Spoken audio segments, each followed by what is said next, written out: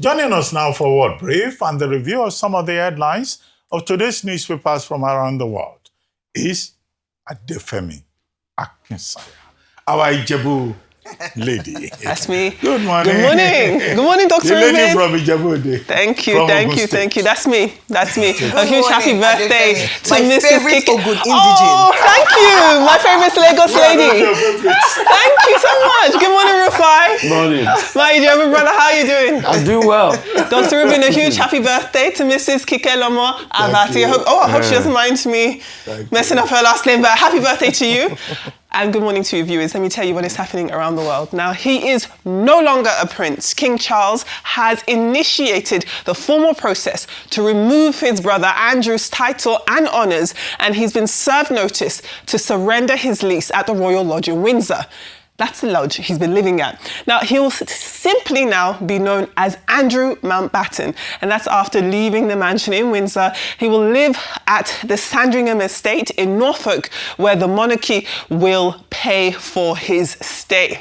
This follows the substantial allegations made by Virginia Giuffre, who claimed that she had a sexual relationship with Andrew 3 times when she was a teenager. This was during the time she was trafficked by Jeffrey Epstein, again, as she was a teenager. Now, Ms. Giuffre took her life earlier this year, and in response to this news, her family released this statement.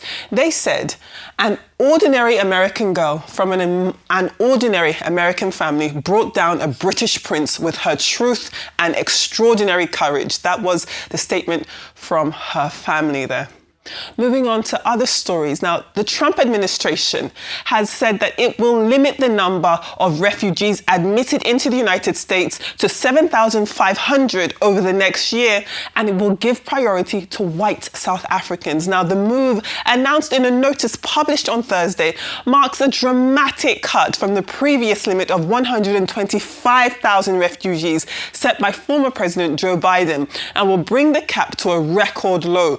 No reason was given for this cut, but the notice said that it was justified by humanitarian concerns or otherwise in the national interest. Now, if you remember, back in February, US President Donald Trump did announce the suspension of critical aid to South Africa and offered to allow members of the Afrikaner community, who are mostly white descendants of early Dutch and French settlers, to settle in the United States as refugees. Now, South Africa's ambassador to Washington, Ibrahim Rasool, was later expelled after accusing Trump of mobilizing a supremacism and trying to project white victimhood as a dog whistle. So very strong allegations there on both sides.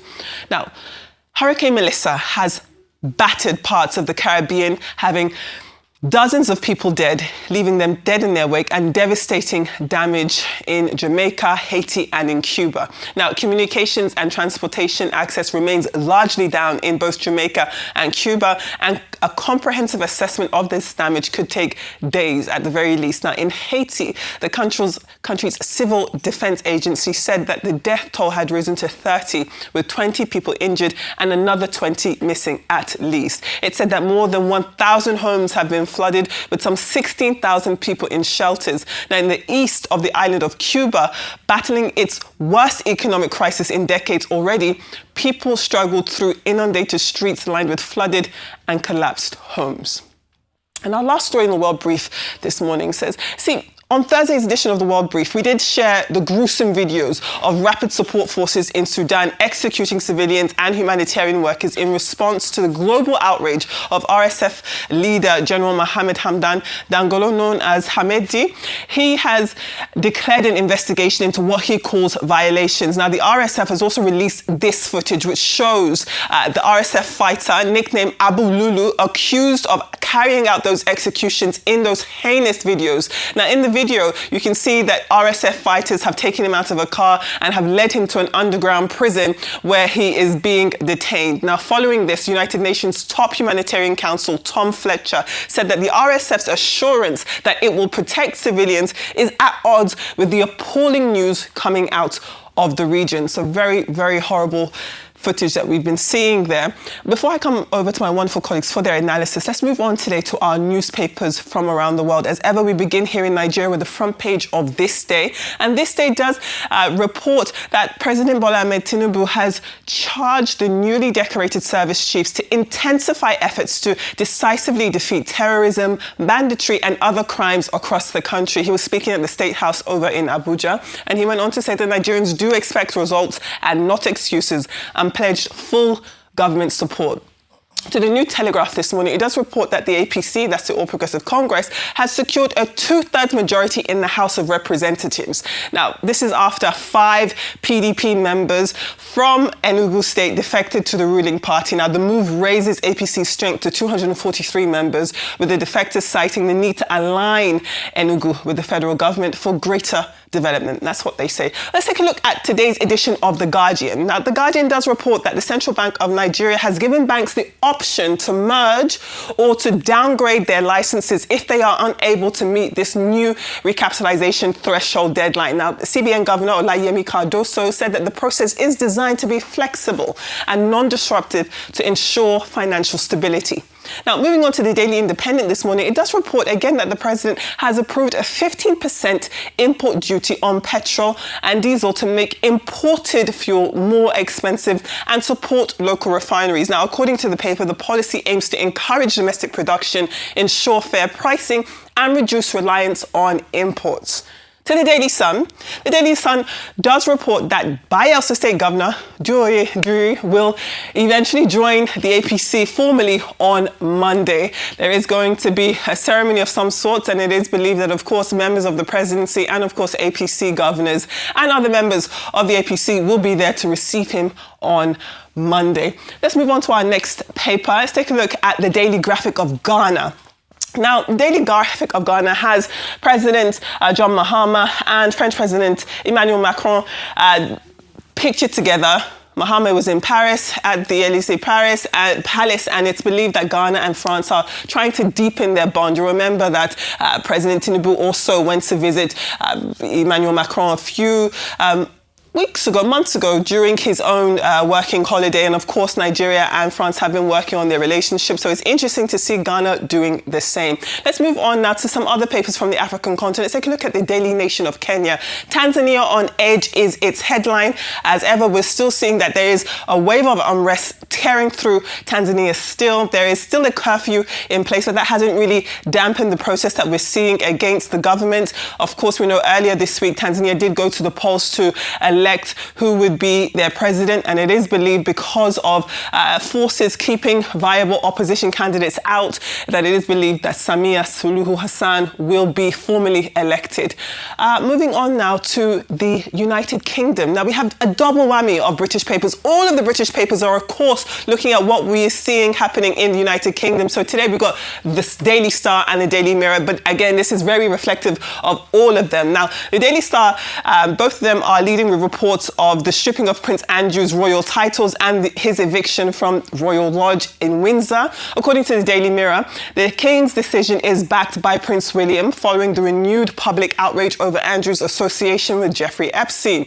Now, the Daily Star takes a more dramatic tone, and they say that Andrew will now be known simply as Andrew Mountbatten Windsor, marking what it calls the final break between the monarchy and the disgraced Duke. Now, some people say that this is a precursor to perhaps the fact that, Andrew could be, spending a few sleepovers in a jail cell. We don't know if that's going to be the case, but clearly the tide has turned. Those are your well-briefed stories and your newspaper reviews from around the world. Love to hear your thoughts.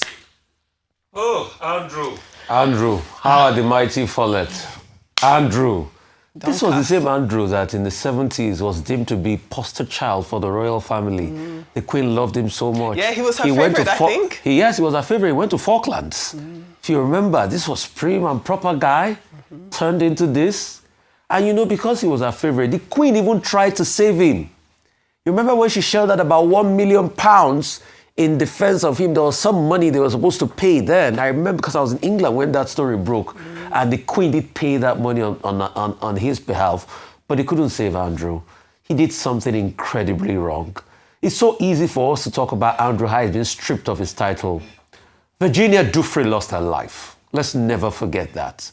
So we are saying it because Andrew is a royal today. How about Virginia Giuffre? She's equally as human as Andrew, and the trauma that experience was perpetrated by Epstein and Andrew made her to lose her life. Let's never forget that. So it's not any form of triumphalism that the prince lost his title. Let's think about Virginia Giuffre that lost her life. I think that's more important than a very petulant prince that lost his title. Moving on, as regards Trump. You see, I never thought that there will come a day in the history of mankind that the leader of the free world will make a monumental national policy decision on a blatant lie. And that's what Trump has done. All those videos of persecution of white people in South Africa has been proven to be false. The President of America shared fake news, and he's made national policy decision giving the Afrikaans a chance to come into South Africa and migration due to fake news. So it's built on nothing. But anyway, let's wait till he finishes his term, because most of these things should be challenged and rebuked. And that's why people should kick against the possibility or even the thought of him saying he's going to do another term, because it's definitely not going to augur well for America. But we all know that that's based on a lie, and that lie will never stand. Another point I'm going to make real quickly as regards the political terrain and what is happening, this extra 15% tax on petrol, how they're going to tax the living daylights out of people. Question is, where's that money going to go to? What's that money going to be used for? Yes, it's sort of like an equalization fund to buffer the local sector to ensure production. But let's not deceive ourselves. I don't like to pee on people's back and tell them it's raining. See, you cannot get equitable investment that will ramp up production in the oil and gas sector in the next 3, 4, 5 years. Apart from Dangote, if he does the expansion. Who else? If it's so easy, the other people that are importing, they should have gone to set up refineries. Or better still, if the government is so interested, they can as well sell their refineries to the consortium of the oil marketers that go to import and let them invest the money on revamping the refinery. So that's not going to happen anytime soon. So this tax is just going to be a punitive measure on a lot of people, because let me tell you something, Femi. This is not going to stop them. It's an extra 15%. It's not going to stop them. They're still going to import heavily. What they're just going to do is that they will go to the cheaper refineries, the most dirty form of petrol, the lowest of the grades of petrol, and they will import it, and they'll still make their markup with this 15% for good measure. So let's not deceive ourselves. That tax is intended to be something good, but it's going to injure a lot of people in this country. All right, okay, so on Prince Andrew and Virginia Giuffre, I think it's very important to see the lessons here that, number one, justice delayed sometimes is not justice denied. Yes, it's not what she would have wanted. She unfortunately killed herself by suicide in April, but her memoir was released posthumously, and this is why, again, the conversation has come up again, and now there are finally consequences. There were some kind of consequences, even though Prince Andrew has consistently denied it and said that he never met her. And there was an out-of-court settlement, that's what we're referring to, in when the Queen was still alive, I believe it was 2021, and he shelled out millions of pounds to a woman. More than £1 million. In fact, some people say it's up to... yes, and he said it was doctored. He says that picture was doctored. But he's denied it in many ways, and finally, the prince in a statement the king in a statement has released the fact that they've begun the process of stripping him of titles. But I think very importantly is what the king wrote about the support for victims of abused people rather than the people, that shielding these powerful men. I think that's instructive. I use that as a foundation for what's happening here in Nigeria with the hashtag Justice for Chanya now trending.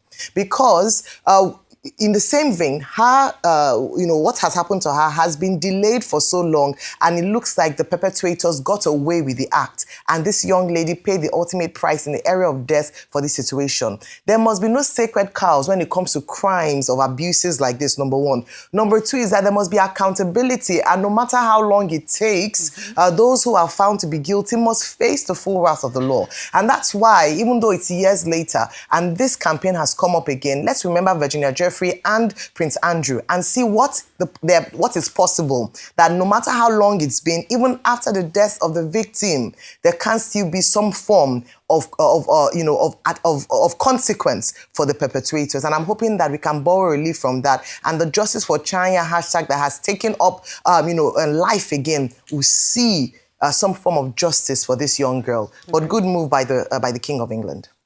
Okay, the most important thing with regard to Prince Andrew, as he then was, is the last paragraph of that statement from Buckingham Palace. The last paragraph says that the monarchy stands and will always stand with persons who are victims of abuse. And the big issue here is about abuse. Virginia Giuffre, who has now made revelations, said that, look, as a young girl, she was abused by Prince Andrew, who is now Mr. Windsor, Andrew Mountbatten Windsor. And that is the main truth that the monarchy in England is holding on to.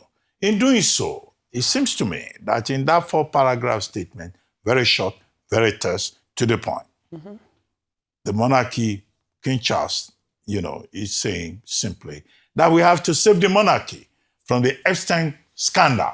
And more scandals are likely to come out because, we're told that Prince William is supporting the father because there will be more terrible scandals. And now, by just issuing that statement yesterday, the blood of Prince Andrew has been turned from blue to red. He's now one of us. So he's now Prince Andrew, the Andrew formerly known as Prince. Well, Daily Star says the royal formerly known as Prince. Another newspaper says, meet Mr. Windsor, finally. Another one says, the Andrew formerly known as Prince, which is just to say that the fan is also responsive to, what the public thinks. Yeah. There are anti-monarchists in Europe, let me not just say in Britain. And what King Charles has done is to say this family has to be protected. And he's the one even going to pay for the Sandringham Castle, where, Mr. Windsor, Andrew Windsor, is going to move into. And his wife, Sarah Ferguson, is also affected. She will have to now look for private accommodation because they've been living together in the same place. So it is a case of disgrace, a case of humiliation, and the people that I empathize with are their daughters, Beatrice and Eugenie, who now have to suffer out of this disgrace and humiliation on account of their father's behavior. And it's a lesson to all fathers. I've been making a case for International Men's Day, where men can come together and say, how should men behave so that you don't humiliate or bring disgrace to your family? Well, there are other issues. And the other issues would include the US putting a cap on refugee admission. Now, it's a matter, again, of international law. Yesterday, we were saying that Trump was violating international law with what he's doing with narco-terrorism south of America, south of East Pacific, and in the Caribbean. Now, it's also violating international law because the UN Convention of Refugees of 1951 and 1967 recognizes the right of people to seek asylum, although it also says that the country can decide one way or the other. But in this particular case, the US is targeting South Africa, which is discriminatory, which is unfair. It's saying that it will allow Afrikaner, white South Africans to come in. I would like to hear from South Africa what South Africa will say at the end of the day. And the same thing about international law in Sudan. Violation of international law. You don't kill people who are out to combat. I think, the rapid support forces, they're just trying to save face. Knowing that they have behaved very badly. A number of other issues under international relations, but we should let you.